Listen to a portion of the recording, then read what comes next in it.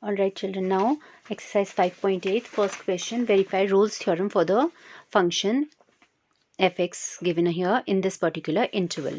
Okay, now for all these questions children, the questions are not difficult. We have to learn the right presentation, how to present our answers properly. Okay, so there is this system that we need to follow, like for this function and this particular interval, Rolle's theorem if we had to verify. So for verifying, we'll say being a polynomial. Remember, we've studied some theorems on when we were doing continuity, that these kind of functions are continuous, these are differentiable, and all when a function is differentiable anyway, then it is necessarily continuous. All those theorems we had done. Okay, so those will be applicable now in this topic. So like for this function, this was a polynomial. We know polynomial is continuous everywhere, so we'll say that being a polynomial, function is continuous in this particular interval as well. Okay, now you have to keep in mind that continuity has to be shown in closed intervals, so you have to take care of that, and differentiability in open interval. Okay, so you have to mention it like this because those were the conditions. So you have to show that conditions are being fulfilled.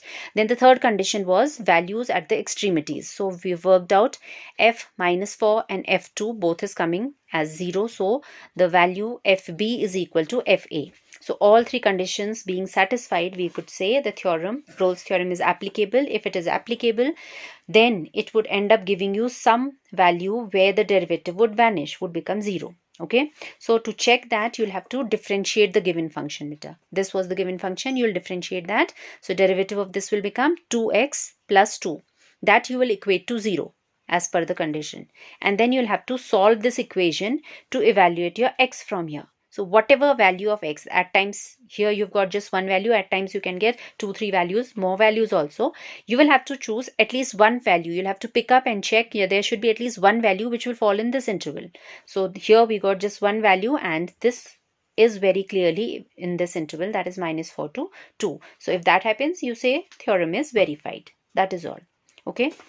Then next question out here is about checking, examining the applicability. These are the type of questions you get from this topic, children. It's either verify or it is check the applicability. Okay, so when we have to verify, we first check the application of cause. Okay, to verify, first we need to see whether it is applicable or not. So हम condition check करते हैं, and then if possible, if the conditions are fulfilled, then we check the conclusion also for verification.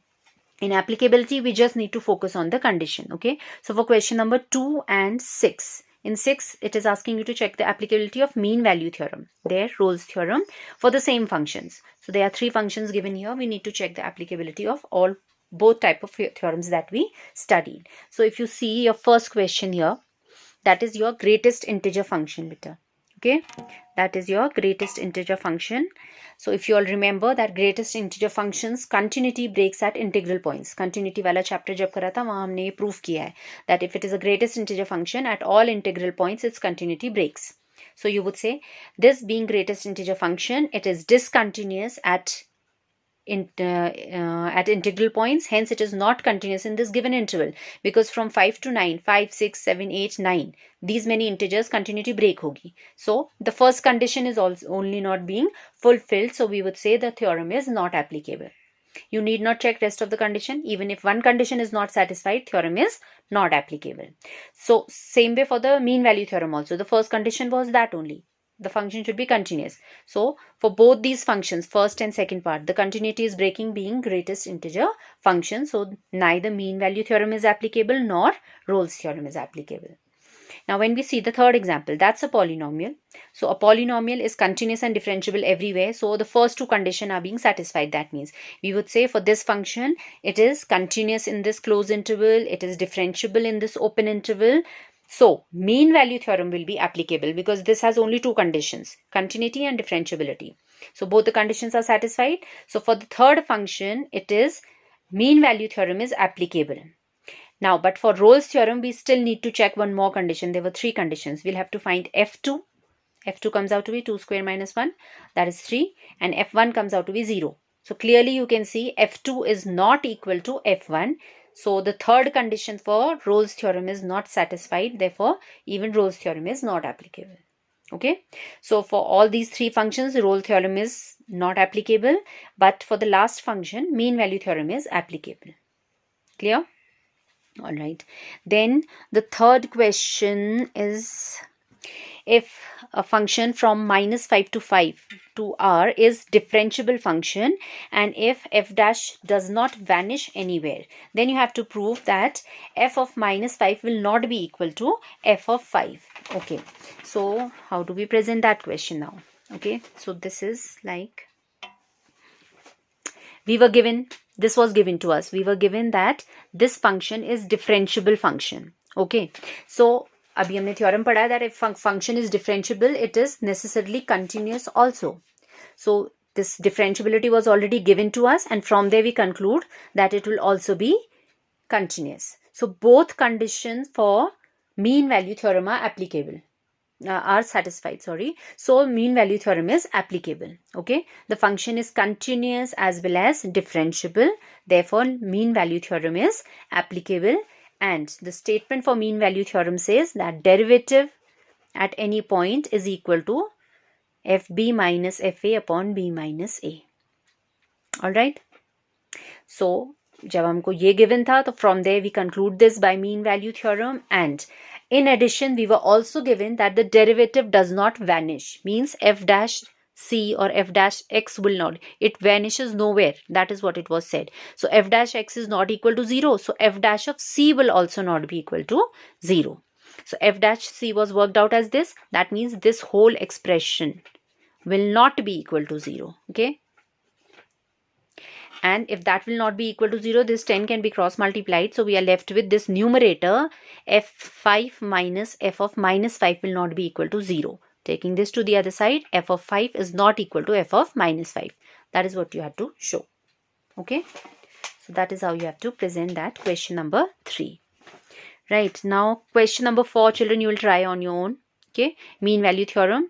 Polynomial hai, dekho, nothing, you just have to say being a polynomial, this, and then you need to check, find the derivative and equate that to f4 minus f1 upon 4 minus 1 and check it out, and you have to find one value of x between 1, 4. Okay, so try to do it on your own. Fifth is also similar. Fifth one I'm doing, so that will help you solve your fourth one also. Okay, so for the fifth one, that was your function. Question was to verify mean value theorem in that particular interval. Okay, a to b likha tha and a ka value given tha. I have mentioned the interval straight away out here. Then again the same story, we'll say it's a polynomial, so it will be continuous, but we'll write it in closed interval, and we'll say it is differentiable in open interval. So mean value theorem is applicable, and if it is applicable, this should be happening. That is, f dash of some c should be equal to fb minus fa upon b minus a. That is what the statement for mean value theorem is. So your b was 3, your a was 1. So if you work that out, your f3 will come out to be some minus 27, f1 is coming out to be minus of 7. If you work that out, that is counting to some minus 10 here. Then this side you will find the derivative. This was your given function, so derivative of this will become 3x square minus 10x minus 3. That you will equate to this expression's value, which came out to be minus 10. Okay, so you've got this quadratic equation out here, which will end up giving you these two values, are what I'm getting. Okay, so out of these values, you got x as 1. The interval was 1, 3. Now children, this is something you have to take care of. Ki if you get this c or your x as the extremities, then those will not be included. It has to be, this point has to be clearly in between these two.